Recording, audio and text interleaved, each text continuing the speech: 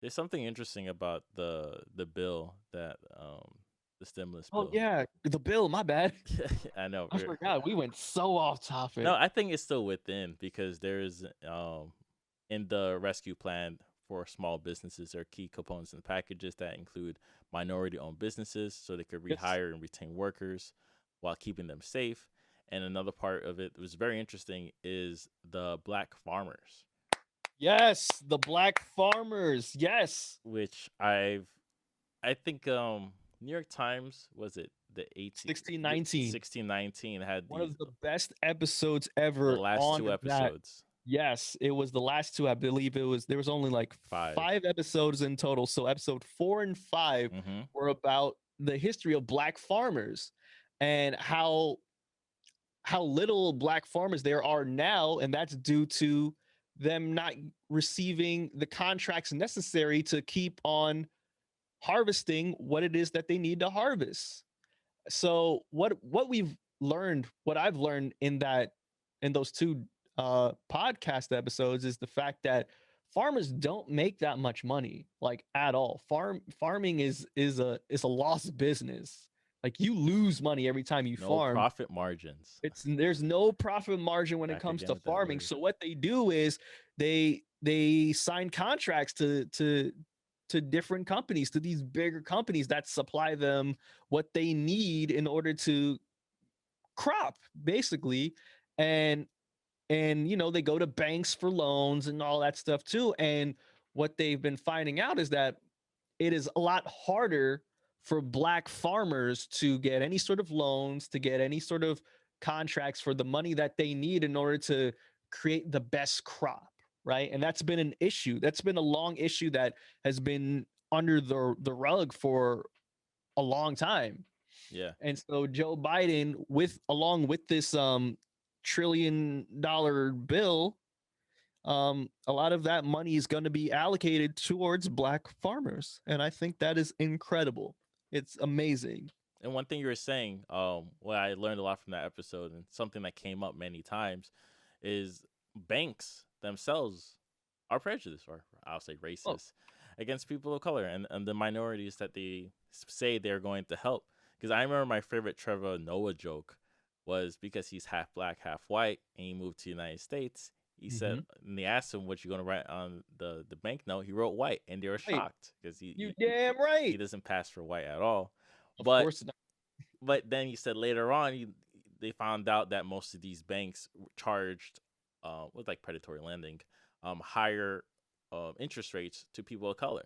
So Of he was course. right to put white on the sheet, in his joking way. I I doubt he don't did blame that, them. but at the same time, it kind of showed it's like we're meant to lose because I they know this designed the system to make people lose.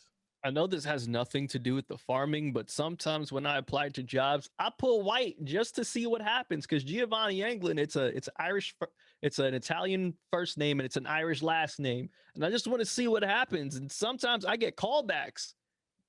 I do get the callbacks. Not gonna lie. You know, it's funny when they ask you those questions on like race and background because I've been applying for a couple jobs lately, so I've been looking, and most of these use the same frame of website. So of course they ask you if you're Latino. Then, Yeah, like greenhouse and all that jazz, then after, glass house.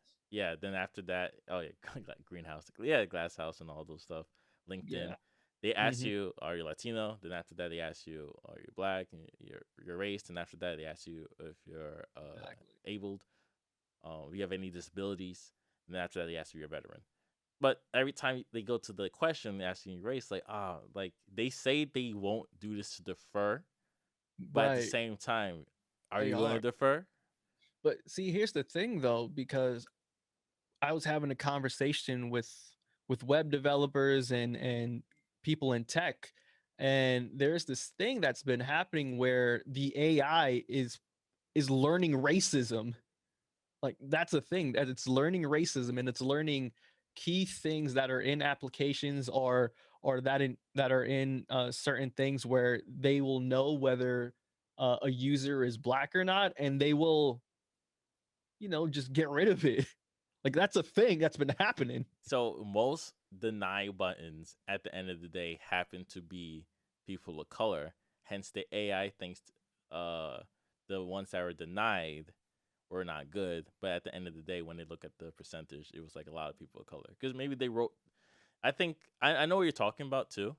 Hmm. Um, because some people write certain sentences certain ways that they will depict it as like not intelligent or not as they call like the basics of what they're looking for. I forgot there's the HBO documentary about those I'm losing track of where I'm going.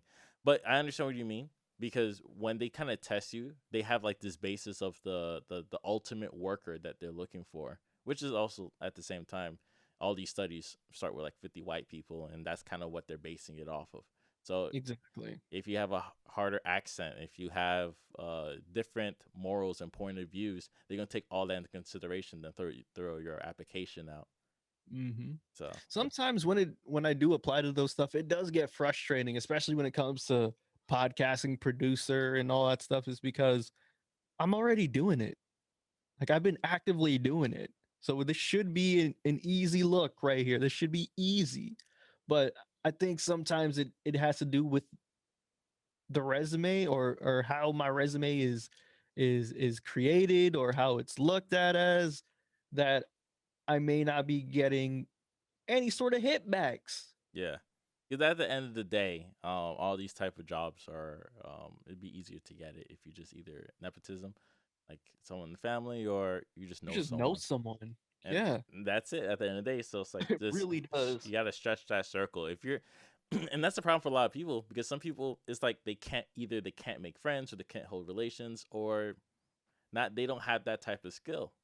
Hmm. So it's like, hey, we're telling you if you don't have this skill, you cannot evolve with human society. No matter how good your freelance skills are, they just don't want to hire you because you don't have this particular skill. And that's what makes the workplace a problem because you have all of these people that are exactly the same. And then they're not gonna learn from each other. They're not gonna grow. Then that's And kind of what then keeps the work culture like terrible. and then what's going to happen is you're going to have expose articles like what they did with Gimlet, talking about how there's no or little to diverse representation at the workplace, and that leads to this toxic culture in X, Y, and Z. Exactly. So it's a lose situation. It is.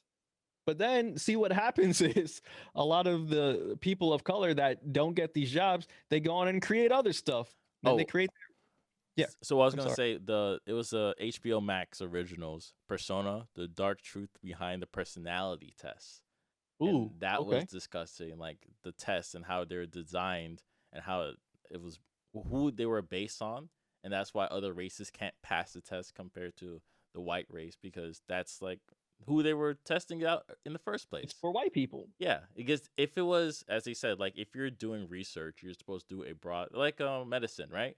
Hmm. If you have to test it on everybody, that's what makes Johnson a little bit different from the other ones, is because they went all over. They went to Brazil, they went to Africa to test it because they tested on every type of race group and every type of social economic class because you have to really understand like how it works, and they were able to get completely different marks compared to everybody else because they were sampling a bigger pool of people.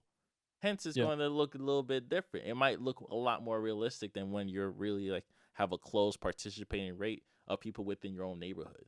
Because you can put that like most of these tests are designed on ads that you put in the newspaper and within your own community. So they're just going to locally pick up who's around, and that's how these persona tests are made. Which is the same thing about the AI. It's all like connected. That's why I had to bring up the documentary. It's a really good one. Check it out. It's on HBO Max. Persona: The Dark Truth Behind Personality Test.